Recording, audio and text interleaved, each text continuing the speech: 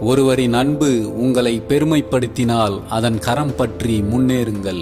சிறுமைப்படுத்தினால் அதனை கை கழுவி விட்டு முன்னேறுங்கள். மனிதன் வினோதமானவன்.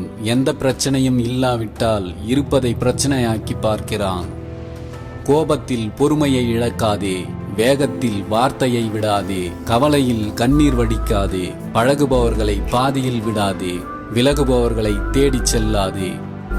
நிம்மதியை இழப்பதும் தனிமையில்தான். சில நேரங்களில் நிம்மதி கிடைப்பதும் தனிமையில்தான். உயிர் இல்லாத ஒன்று நம்மை ஆள்கிறது, பணம்.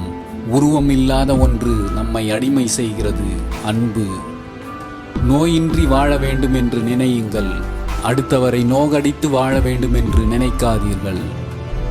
தரமற்ற வார்த்தைகளுக்கு பதில் கொடுத்தால் நம் தரம்தான் குறைந்துவிடும் என்பதை மனதில் வையுங்கள்.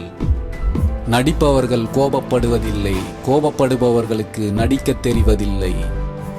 ஏமாற்றி சொத்து சேர்த்து வைக்கலாம், ஆனால் அதை அனுபவிக்க யாரையும் ஏமாற்றி ஆயுளை அதிகரிக்க முடியாது.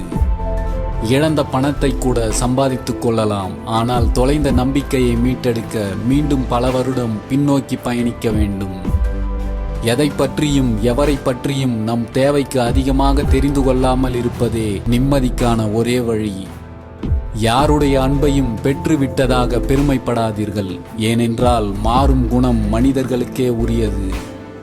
கோபம் என்பது வலுவான காற்றை போன்றது. சற்று நேரத்தில் அது தணிந்துவிடும், ஆனால் அதற்குள் பல மரங்களின் கிளைகளை அது முறித்திருக்கும். மகிழ்ச்சியாக இருப்பதற்கு மந்திரங்கள் தேவையில்லை, சில மறதிகளே போதுமானது.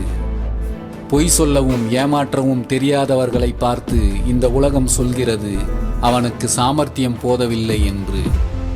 காயப்படுத்தும் மனிதர்களிடம் நியாயம் கேட்டு நிற்காதீர்கள். அவர்கள் நியாயமானவர்கள் என்றால் காயப்படுத்தி இருக்கவே மாட்டார்கள் என்பதை புரிந்து கொள்ளுங்கள்.